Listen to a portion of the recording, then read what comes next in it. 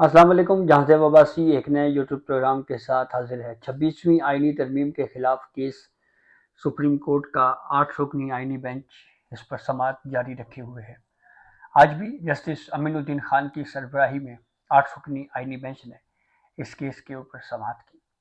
آج کی عدالتی کارروائی میں ایک سینئر وکیل نے چاند مانگا اور پھر اس پہ جسٹس نعیم اختر افغان نے وہ جواب دیا، جس کے بعد جو ہے وہ صورتحال یہاں پہ بالکل واضح ہوگی کہ اس وقت سپریم کورٹ کا یہ 8 ممبر آئینی بینچ جو ہے وہ کیا سوچ رہا ہے بینچ کے اوپر اعتراض سے متعلق۔ اور وہیں پہ اس جواب کے بعد نہ صرف کورٹ روم میں خاصی خاموشی رہی، بلکہ یہ صورتحال بھی واضح ہو گئی ہے کہ یہ ذاتی نوعیت کی خواہشات کی بنیاد کے اوپر بینچ کی کمپوزیشن تبدیل نہیں کی جا سکتی، بالکل ایک ایسے وقت میں جب آئین بالکل واضح ہو۔ جی ہاں، 26ویں آئینی ترمیم کے خلاف اس کیس میں وکلاء جو اپنی مرضی کا بینچ بنوانا چاہتے ہیں، اس میں ان کی طرف سے یہ گزارش کی جا رہی ہے سپریم کورٹ کے اس 8 ممبر آئینی بینچ سے کہ جو 16 ججز جس 26ویں ترمیم سے پہلے سپریم کورٹ کا حصہ تھے، ان 16 کے 16 ججوں کو بینچ بنایا جائے اور پھر وہ بینچ 26ویں آئینی ترمیم کے خلاف کیس پر سماعت کرے۔ اس پہ بھی آئینی بینچ کے ججز جو ہیں وہ کوشچنز اٹھا چکے ہیں کہ آرٹیکل 191A3 یہ کہتا ہے کہ ججز کی نامزدگی جو آئینی بینچ کے لیے جوڈیشل کمیشن کرے گا، اور اس معاملے پہ ہم کیسے ججز کی نامزدگی جوڈیشل آرڈر کے ذریعے کر سکتے ہیں۔ جبکہ جسٹس عائشہ ملک صاحبہ کی ایک اقلیتی رائے یا ایک اقلوتی رائے ان کی یہ ہے جی کہ آئین میں کہیں پہ بھی اس بات کی پابندی نہیں ہے کہ جوڈیشل آرڈر کے ذریعے بینچ یا فل کورٹ تشکیل نہیں دیا جا سکتا۔ ایک آرگیومنٹ یہ بھی دیا گیا جس کو خاصا پھر بینچ پہ بھی بینچ کی طرف سے بھی اس پہ کافی اعتراضی آبزرویشنز آئیں، اور وہ یہ تھا کہ کچھ دیر کے لیے آرٹیکل 191A کو سائڈ پہ رکھ دیں۔ تو وہ آئین کا کانسٹیٹیوشن کا وہ آرٹیکل جو آئین کا حصہ ہے، اس وقت ججوں کی یا وکلاء کی طرف سے یہ کہنا جی کہ کچھ دیر کے لیے اس کو ایک سائڈ کے اوپر رکھ دیں، یہ بھی ایک بڑی عجیب قسم کی دلیل جو ہے وہ اس کیس کی سماعت کے دوران دی جاتی رہی ہے۔ لیکن آج اس سے بھی ایک مختلف اچھوتی اور یونیک قسم کی ایک دلیل جو میرے خیال میں آئین میں اس کی بھی گنجائش نہیں ہے، وہ اکرم شیخ صاحب نے دی۔ سینئر وکیل ہیں اور مجھے اچھی طرح یاد ہے کہ ہمارے کچھ جو نامور وکلاء ہیں جو ہمیشہ جوڈیشل ایکٹیویزم کے خلاف جو ہے وہ بات کرتے رہے، بولتے رہے، لکھتے رہے۔ یہ وہ وقت تھا جب جوڈیشل ایکٹیویزم بہت زیادہ عروج کے اوپر تھا، لیکن پھر جب آئین نے پارلیمنٹ نے ترمیم کے ذریعے جوڈیشل ایکٹیویزم کا راستہ روکا، تو پھر ظاہری بات ہے کہ وہ جو پہلے عدالتوں کے ذریعے سے سیاسی جماعتوں کو بیانیے ملتے تھے، وہ سلسلہ تو بند ہو گیا، لیکن پھر وہ بیانیہ دینے کا سلسلہ جو ہے وہ وکیلوں نے اپنا لیا، اس کو شروع کر دیا، اور پھر اب وکلاء حضرات جو ہیں وہ سیاسی جماعتوں کو بیانیہ دے رہے ہیں۔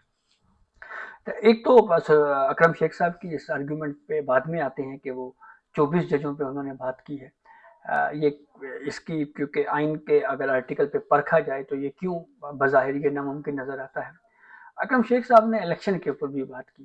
اور یہ کہا جی کہ جو بنیادی طور پہ وہ یہ کہنا چاہ رہے تھے کہ یہ جو ترمیم ہے یہ اصل میں اس لیے ہے جی کہ اس وقت یہ رائے پائی جاتی تھی جی کہ الیکشن پورے ملک کا الیکشن جو ہے وہ کھل جائے گا۔ اچھا، تو اب اس پہ مجھے اچھی طرح یاد ہے کہ 26ویں آئینی ترمیم سے پہلے جو ریزرو سیٹس کا کیس چل رہا تھا سابق چیف جسٹس قاضی فائز عیسیٰ کی سربراہی میں، اس بینچ میں اس وقت فل کورٹ تھا، ظاہری بات ہے، اس میں جسٹس اطہر من اللہ جو ہے وہ آرٹیکل 184(3) کے تحت عمران خان نے ایک پٹیشن فائل کی تھی، اس کے اوپر بات کر رہے تھے، اور انہوں نے یہ کہا تھا جی کہ یہ بہت امپورٹنٹ ایک پٹیشن ہے الیکشن دھاندلی کے حوالے سے، اور اس پہ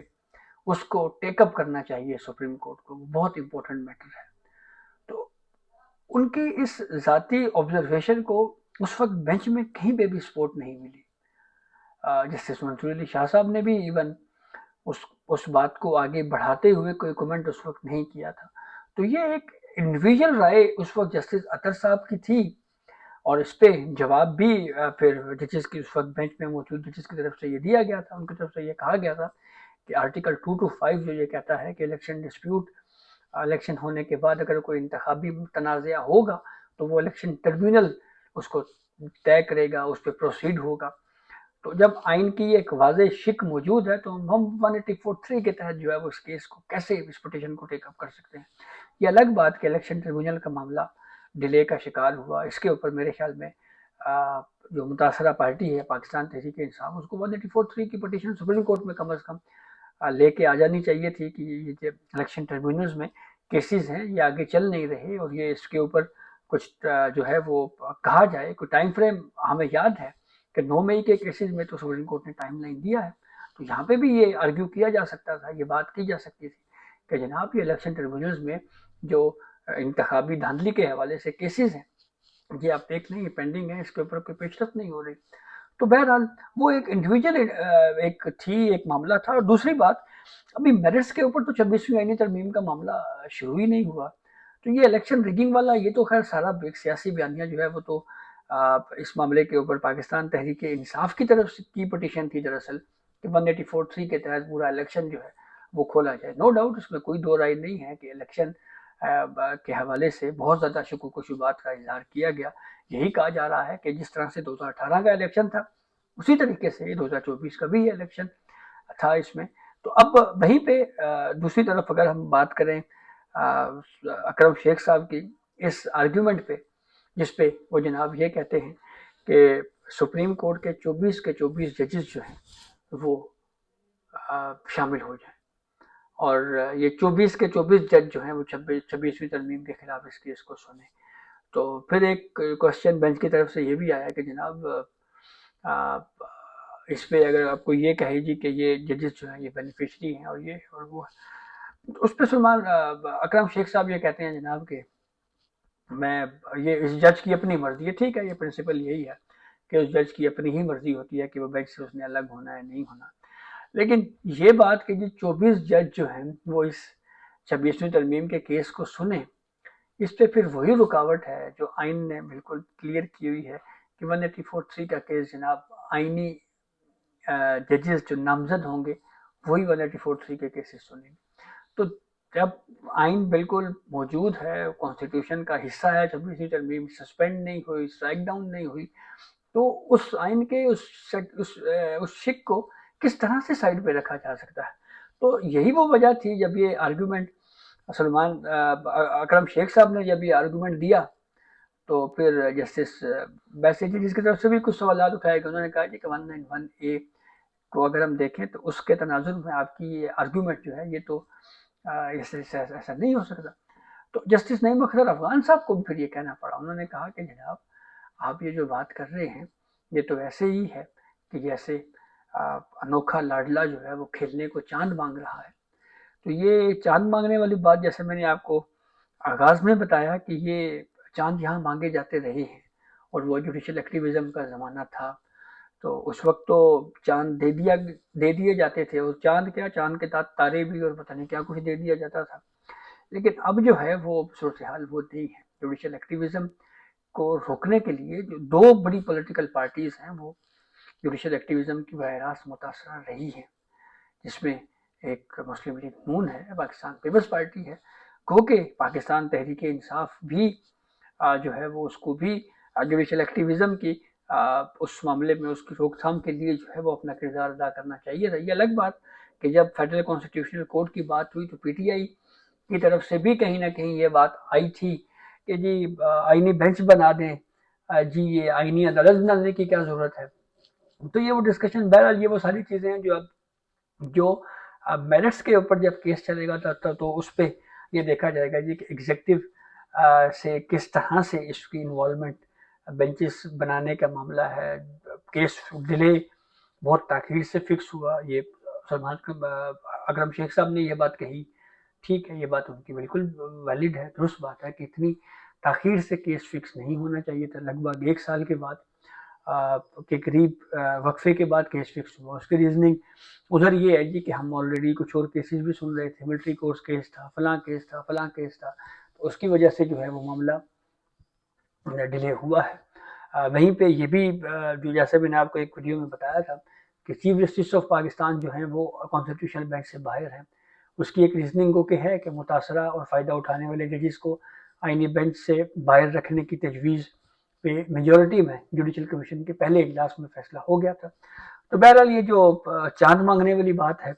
تو یہ جیسے نعیم اختر افغان صاحب نے بھی آج وہ صورتحال واضح کی, انہوں نے یہ کہا ہے